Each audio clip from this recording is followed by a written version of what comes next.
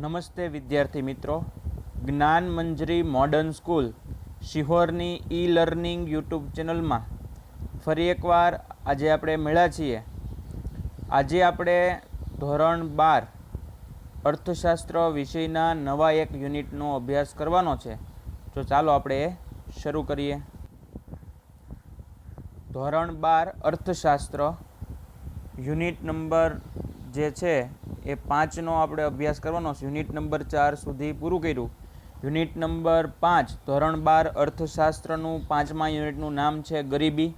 આ બધા વિદ્યાર્થી મિત્રોને ખ્યાલ છે કે સરકારશ્રીને આદેશ મુજબ જે 30% કોર્સનો કાપ મૂકવામાં આવ્યો છે, તો આવા 30% કોર્સના કાપમાં આ યુનિટ નંબર 5 ગરીબીમાંથી ગરીબીના નિર્દેશકો, રોજગારલક્ષી કાર્યક્રમો, આવાસ યોજના, સામાજિક સલામતીની યોજના અને જનધન યોજના એટલા ટોપિક છે એ બાદ કરેલા છે। યાદ રાખજો, હું બોલું છું, આ ટોપિકો બાદ કરેલા છે। આ બધાને પીડીએફ મોકલેલી છે।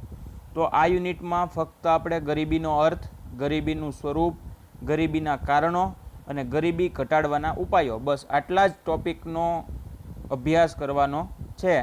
તો ચાલો આપણે શરૂ કરીએ।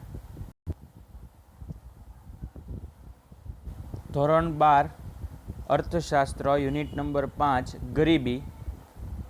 બધાએ આ શબ્દથી પરિચિત છે। ભારતમાં હજી લાખો કરોડો લોકો એવા છે જે ગરીબીની રેખા નીચે જીવન ગુજારે છે, આપણે બધાને ખ્યાલ છે। તો આજે આપણે આવી ગરીબી રેખા નીચે જીવતા લોકો કોને કહેવાય, ગરીબ કોને કહી શકીએ, એની વ્યાખ્યા શું છે, આવા લોકો ગરીબ રહી ગયા એની પાછળ કયા કયા કારણો છે, એનું સ્વરૂપ કેવું છે, એની નિવારવાના કાર્યો, આ તમામનો અભ્યાસ આપણે કરવાનો છે।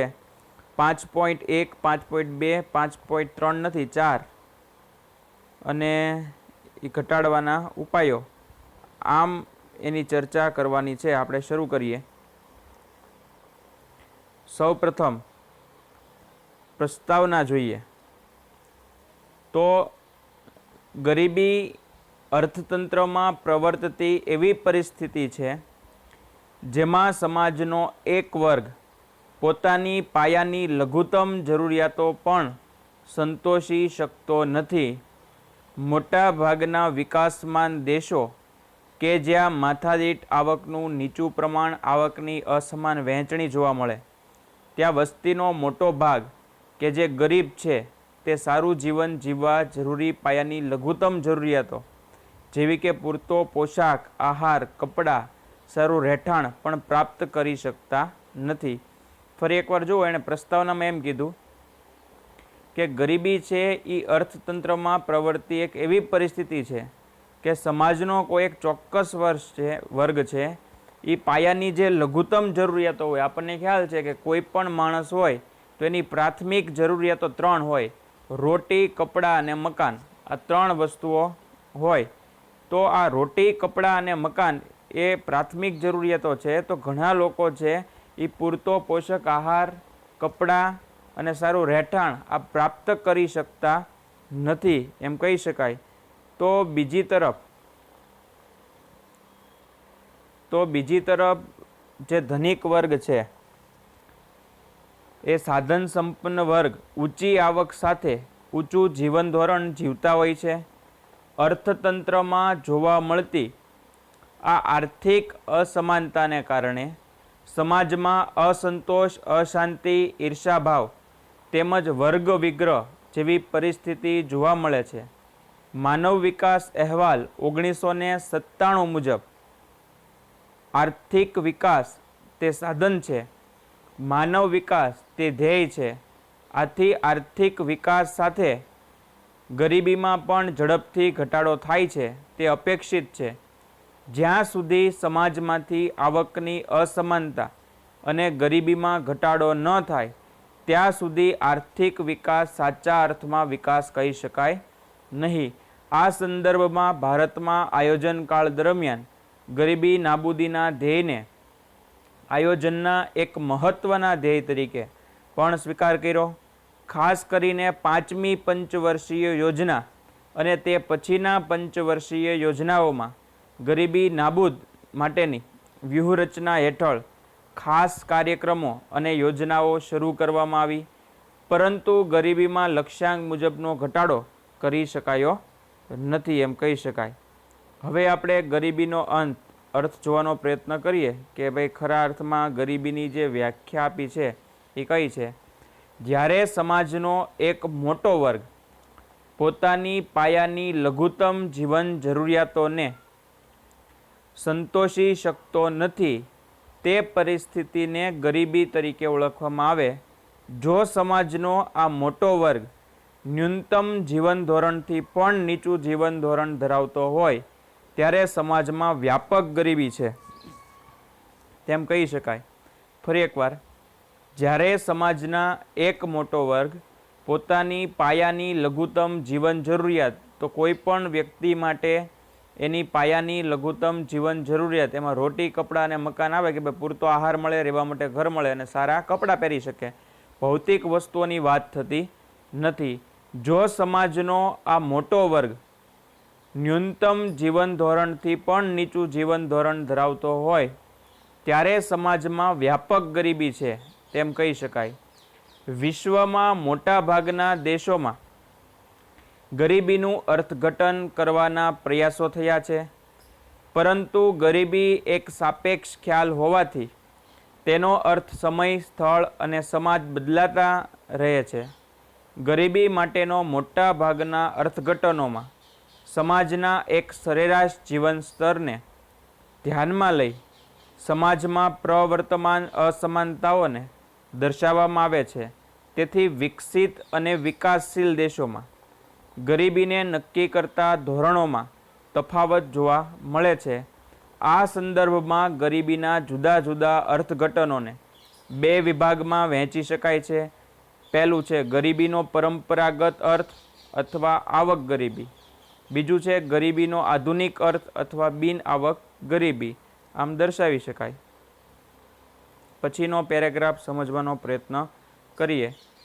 ગરીબીની આવક અભિગમ મુજબ ગરીબીના આવક અભિગમ મુજબ જીવન જરૂરી ચીજ વસ્તુઓ અને સેવાઓને ખરીદવા માટે નક્કી કરવામાં આવેલ આવક કે ખર્ચની લઘુત્તમ સપાટી એટલે ગરીબી રેખા.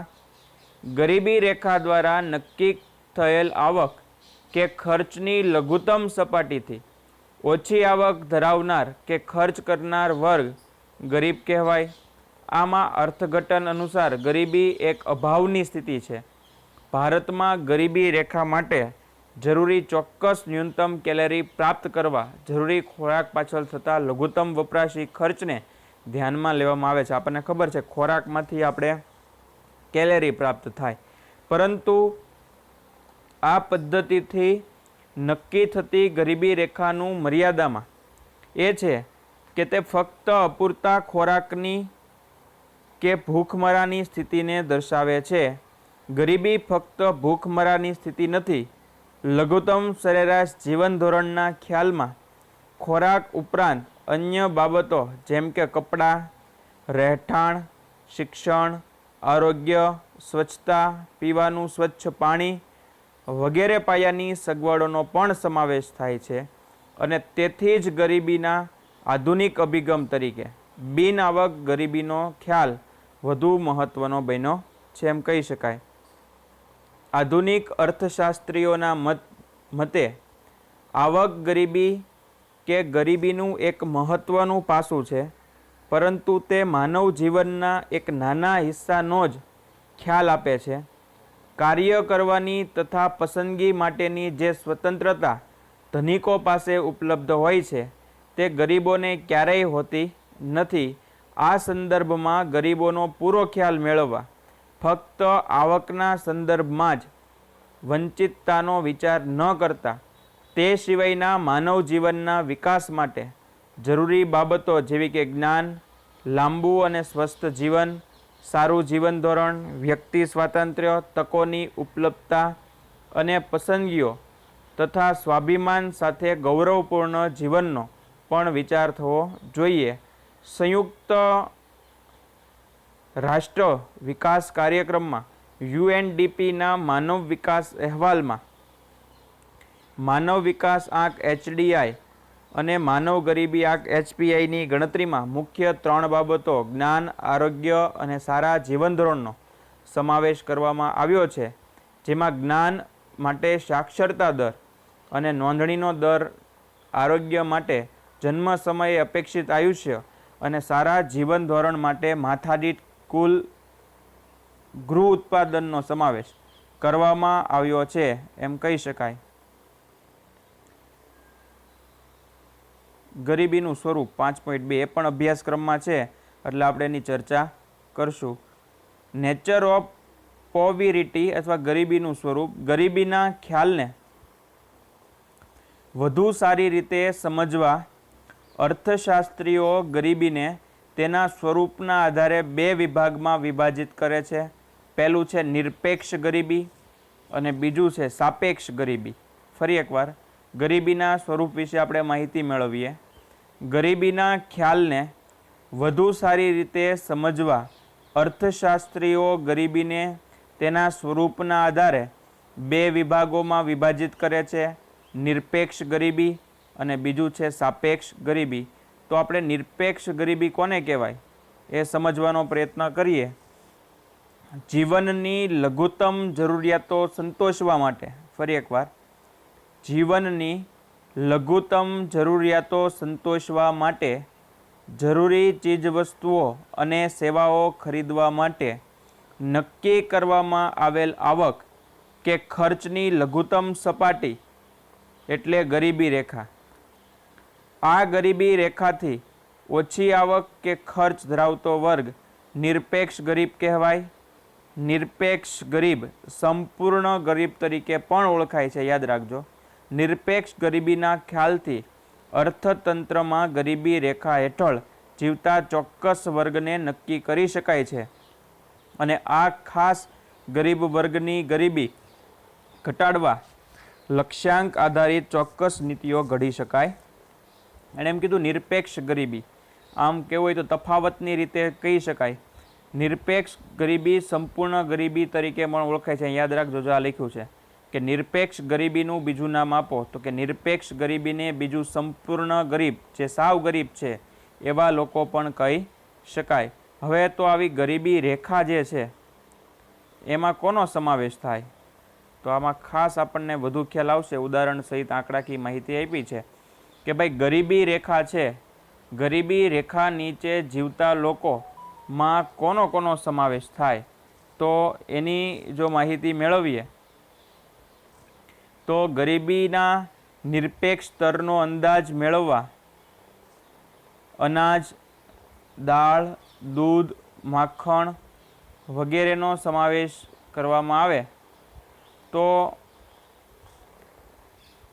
લઘુત્તમ ભૌતિક પ્રમાણ કે જે જીવન નિર્વાહનો અર્થ થાય જીવન જીવવા માટે અથવા જીવન ચલાવવા માટે જે જરૂરી છે તે પ્રાપ્ય કરવા માટે લઘુત્તમ માથાદીઠ વપરાશી ખર્ચ ગરીબી રેખા છે. આ લઘુત્તમ માથાદીઠ વપરાશી ખર્ચ નક્કી કરવા આયોજનની શરૂઆતમાં Indian council of medical research દ્વારા ગ્રામ્ય ક્ષેત્રો માટે વ્યક્તિ દીઠ દૈનિક 2400 કેલરી, યાદ રાખજો, બધા આંકડા બહુ કામના છે. Indian council of medical research દ્વારા ગ્રામ્ય ક્ષેત્રોમાં, યાદ રાખજો, આ પૂછાય છે, ગ્રામ્ય ક્ષેત્રો માટે વ્યક્તિ દીઠ દૈનિક 2400 કેલરી અને શહેરી ક્ષેત્રો માટે દૈનિક 2100 રૂપિયા નહીં પણ કેલરી, 2100 કેલરી એનું માપ છે ખોરાકનું. એમાંથી મળતું આપણને જે જથ્થો છે, આપણને કેમ ઘણામાંથી પ્રોટીન મળે એવી રીતના આ ખોરાકમાંથી આપણને કેલરી માપવામાં આવે છે. તો 2100 કેલરી નક્કી કરવામાં આવી છે. ફરી એકવાર, ગ્રામ્ય ક્ષેત્રો માટે 2400 કેલરી વ્યક્તિ દીઠ અને શહેરી વિસ્તારો માટે 2100 કેલરી નક્કી કરવામાં આવી છે. આ પદ્ધતિનો આયોજન પંચ દ્વારા 1969માં મંજૂર કર્યો. 1969માં મંજૂર કર્યો અને 1960-61ની કિંમતોને આધારે 60-61ની કિંમતોને આધાર વર્ષ તરીકે લઈ માથાદીઠ માસિક ₹20 નક્કી કરવામાં આવી દાંડેકર અને રથે આ કાર્ય પદ્ધતિના આધારે ગ્રામ્ય ક્ષેત્રો માટે 1960-61ની આધાર કિંમતે માથાદીઠ માસિક ₹15 અને શહેરી ક્ષેત્રો માટે માથાદીઠ માસિક ₹22.5 નક્કી કર્યો. ત્યારબાદ આયોજન પંચ દ્વારા પ્રોફેસર ડી.ટી. લાડકવાડની અધ્યક્ષતા હેઠળ નક્કી કરાયેલ તજજ્ઞ જૂથે વર્ષ 1993 અને 1973-74ની આધાર કિંમતે ગ્રામીણ ક્ષેત્રો માટે માથાદીઠ આવક ₹49 અને શહેરી વિસ્તારો માટે ₹57 છે એ નક્કી કરી છે. બીજું જોઈએ તો ગરીબી રેખાની ગણતરીની પદ્ધતિની એક મોટી મર્યાદા એ ગણાવી શકાય કે તેમાં ફક્ત કેલેરી વપરાશને જ આધાર તરીકે લેવામાં આવે છે, પરંતુ ગરીબી એક આર્થિક પરિસ્થિતિ છે અને ભૂખ એક શારીરિક પરિસ્થિતિ છે. આથી ગરીબી રેખા ભૂખમરાની રેખા બનીને રહી જાય છે. ગરીબી રેખાના ખ્યાલને ગતિશીલ બનાવવા જીવનની ગુણવત્તાનું લઘુત્તમ સ્તર નક્કી કરવું જોઈએ અને તે માટે જીવન જરૂરી સગવડો જેવી કે પૌષ્ટિક અને સંતુલિત આહાર, સ્વાસ્થ્ય, વીજળી, રસોઈનું ઈંધણ, કપડાં, શિક્ષણ પાછળનું ખર્ચ, રહેઠાણ વગેરે બાબતોનો સમાવેશ થવો જોઈએ. આ સંદર્ભમાં ગરીબી માપનની પદ્ધતિની પુનઃરચના કરવા પ્રોફેસર સુરેશ તેંડુલકરની અધ્યક્ષતાવાળી સમિતિએ પોતાનો અહેવાલ વર્ષ 2009માં સરકારને સોંપ્યો. સમિતિએ ગરીબી રેખાને નક્કી કરતી નવી કાર્ય પદ્ધતિ નક્કી કરી, જેમાં કેલેરીના વપરાશ માટે જરૂરી ખર્ચ ઉપરાંત શિક્ષણ અને સ્વાસ્થ્ય માટેના ખર્ચનો પણ સમાવેશ કરવામાં આવ્યો છે. આ નવી પદ્ધતિ મુજબ વર્ષ 2011-12 માટે માસિક માથાદીઠ વપરાશી ખર્ચ ગ્રામીણ ક્ષેત્રો માટે ₹816 અને શહેરી ક્ષેત્રો માટે 1000 ગરીબી રેખા તરીકે નક્કી કરવામાં આવ્યો છે. આમ આંતરરાષ્ટ્રીય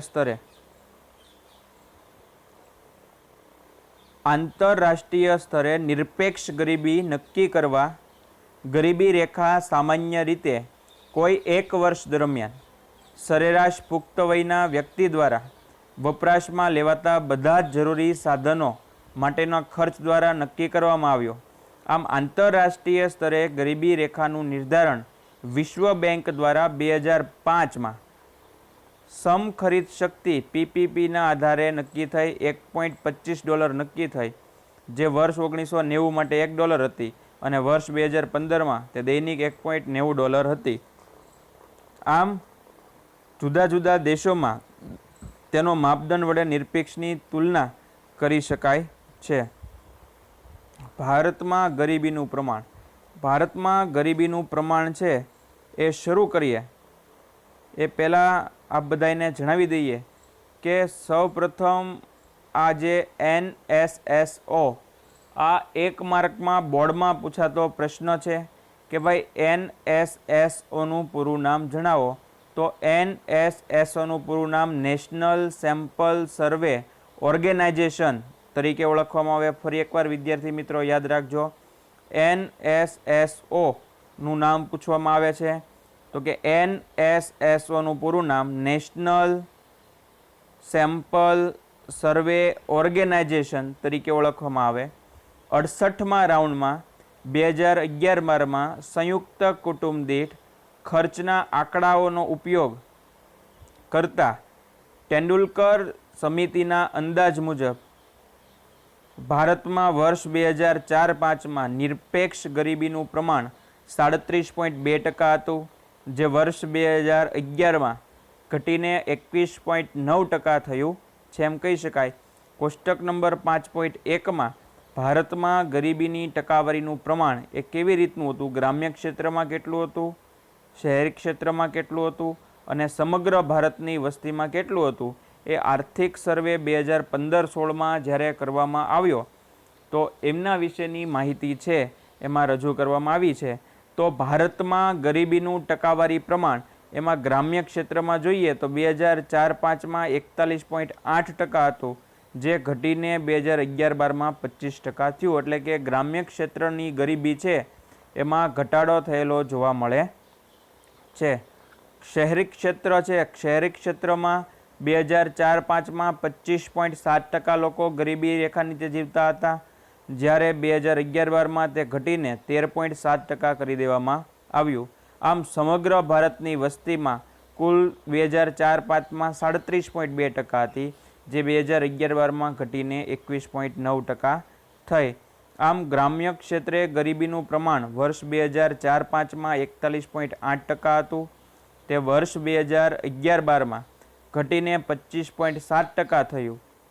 આમ જ્યારે શહેરી ક્ષેત્ર વર્ષ 2004-05માં ગરીબીનું પ્રમાણ 25.7% હતું, તે ઘટીને વર્ષ 2011-12માં 13.7% થયું.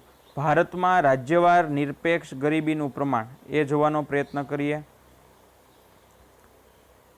ભારતમાં રાજ્યવાર નિરપેક્ષ ગરીબીનું પ્રમાણ છે એ કેવી રીતનું જોવા મળે છે? તો કે ભારતના વિભિન્ન રાજ્યોના સંદર્ભમાં જોઈએ તો આયોજન પંચના 2011-12ના અંદાજોના આધારે રાજ્યમાં ગરીબીનું પ્રમાણ નીચે મુજબ જોઈ શકીએ આપણે.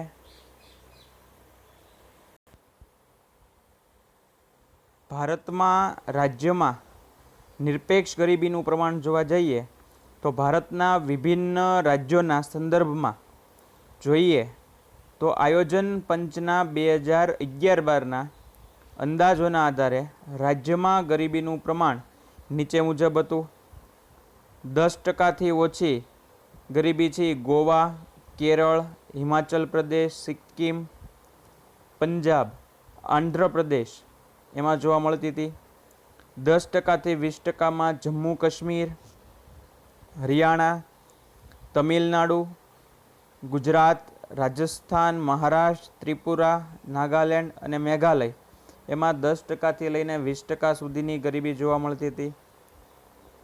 20%થી લઈને 30% સુધીમાં પશ્ચિમ બંગાળ, મિઝોરમ, કર્ણાટક, ઉત્તર પ્રદેશ અને 30%થી 40%માં મધ્યપ્રદેશ, અસમ, ઓડિશા, બિહાર, અરુણાચલ પ્રદેશ, મણિપુર, ઝારખંડ અને છત્તીસગઢમાં જોવા મળતી હતી.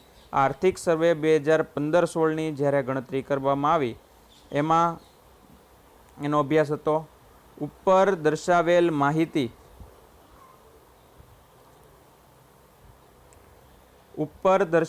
માહિતી અનુસાર 10%થી ઓછી ગરીબી દર્શાવતા રાજ્યોમાં ગોવા, કેરળ, હિમાચલ પ્રદેશ, સિક્કિમ, પંજાબ, આંધ્રપ્રદેશનો સમાવેશ થાય છે.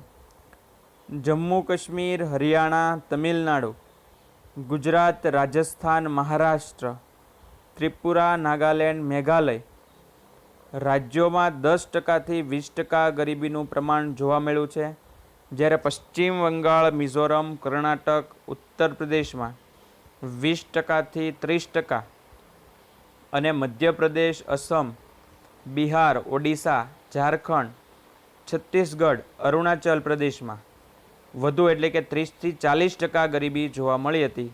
વર્ષ 2013માં પ્રકાશિત થયેલ વાર્ષિક અહેવાલ મુજબ ભારતના વિભિન્ન રાજ્યોમાં સૌથી ઓછી ગરીબી 5.09% સાથે ગોવા રાજ્ય હતું અને સૌથી વધુ ગરીબીનું પ્રમાણ 39.93% સાથે છત્તીસગઢ હતું. યાદ રાખજો, સૌથી ઓછું ગોવા રાજ્ય હતું ગરીબી અને સૌથી વધુ 39.93% સાથે છત્તીસગઢ છે એ હતું.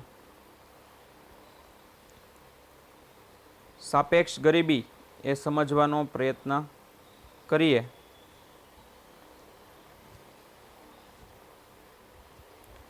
સાપેક્ષ ગરીબી નિરપેક્ષ ગરીબીના ખ્યાલમાં પાયાની લઘુત્તમ જરૂરિયાતો સંતોષવા માટે જરૂરી લઘુત્તમ વપરાશી ખર્ચને ધ્યાનમાં લેવામાં આવે છે, પરંતુ સાપેક્ષ ગરીબીના ખ્યાલમાં સમાજમાં વસતા જુદા જુદા વર્ગ વચ્ચે થતી આવકની અસમાન વહેંચણીને ધ્યાનમાં લેવામાં આવે છે.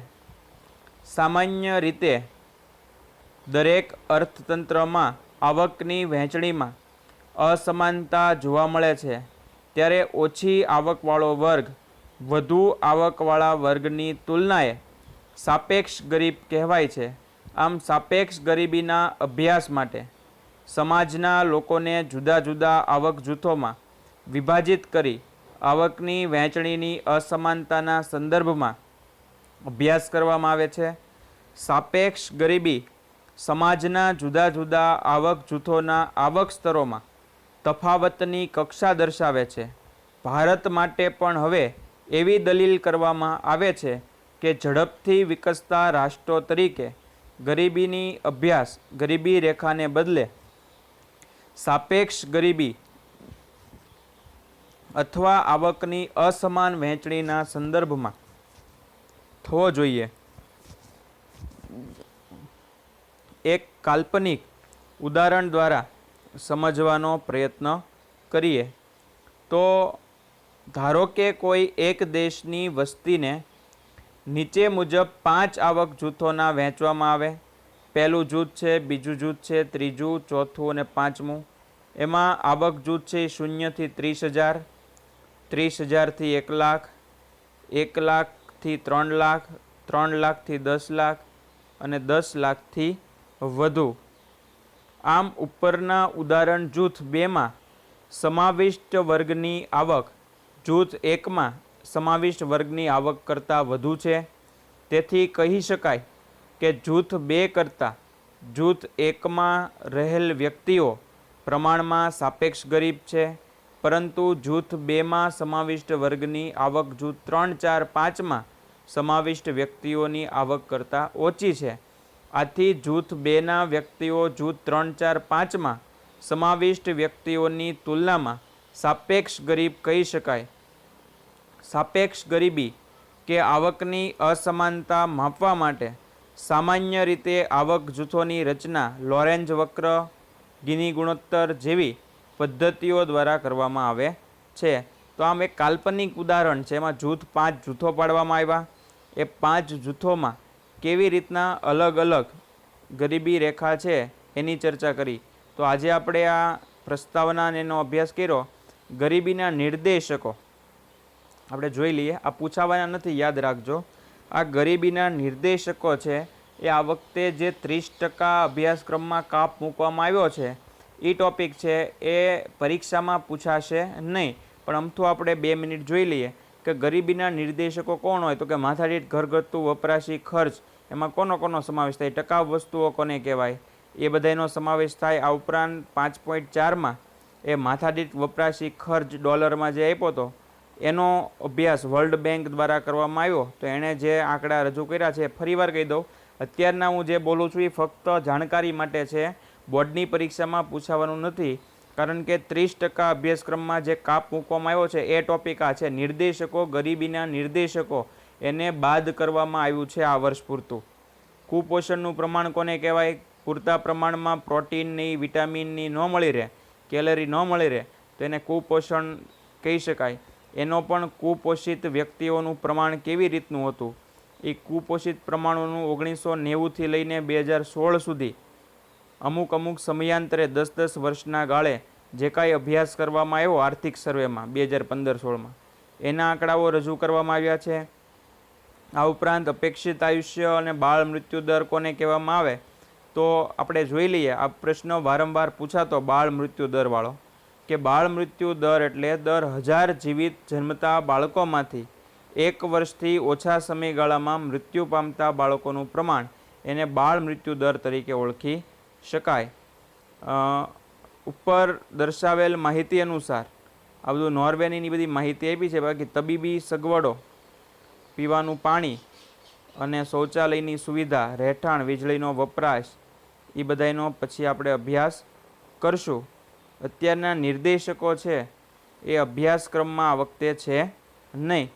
તો જોઈ લઈએ હજી એકવાર કે અત્યાર સુધી આપણે જે અભ્યાસ કર્યો એ છે, પણ હવે ફરી એકવાર જોઈ લઈએ. ગરીબી યુનિટ નંબર 5, એમાં પ્રસ્તાવના, ગરીબીનો અર્થ, ગરીબીનું સ્વરૂપ, ગરીબી રેખાના કારણો, ડાયરેક્ટ સ્વરૂપ પછી કારણો જે છે એ પૂછાય છે, અને ગરીબી ઘટાડવાના ઉપાયો, નિર્દેશકો, રોજગારલક્ષી કાર્યક્રમો, આવાસ યોજના, સામાજિક સલામતીની યોજના, અને જનધન યોજના એનો સમાવેશ કર્યો નથી.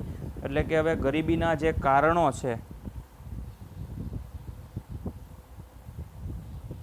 હવે આપણે ડાયરેક્ટ જ્યારે આવશું ત્યારે જોવા ગરીબીના કારણો. હવે પછીનો જ્યારે નવો વિડીયો લેક્ચર આવે હવે પછીનો, ત્યારે આપણે ગરીબીના કારણો અને ગરીબી ઘટાડવાના ઉપાયો આ બેનો જ ઉપયોગ કરવાનો છે. બે જ પ્રશ્નો કરવાના છે આ યુનિટમાં.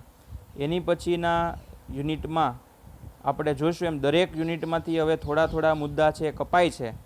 એટલે આ બધા વિદ્યાર્થી મિત્રો છે એ પીડીએફમાં જે 30% કોર્સ બાદ કરેલ છે એ પરીક્ષામાં પૂછાશે નહીં. એ ફક્ત આપણી જાણકારી માટે છે આ વખતે. એટલે મેં તમને જાણકારી ઝડપથી આપી દીધી કે નિર્દેશકોમાં કોનો સમાવેશ થાય ને 2 પ્રશ્ન હતા, પરંતુ આ વખતે પૂછાવાનું નથી. આ વખતે ફરી એકવાર આ યુનિટમાંથી શું પૂછાશે તો કે ગરીબીનો અર્થ, ગરીબીનું સ્વરૂપ કેવું હોય, ગરીબીના કારણો, શા માટે ગરીબી લોકો હોય છે અને એને કેવી રીતના ઘટાડી શકાય. બસ એટલા જ આ મુખ્ય 4 ટોપિક છે એનો અભ્યાસ કરવાનો છે. તો હવે પછીના વિડીયો લેક્ચરમાં મળશું ત્યારે ગરીબીના કારણો વિશે માહિતી મેળવશું. આભાર.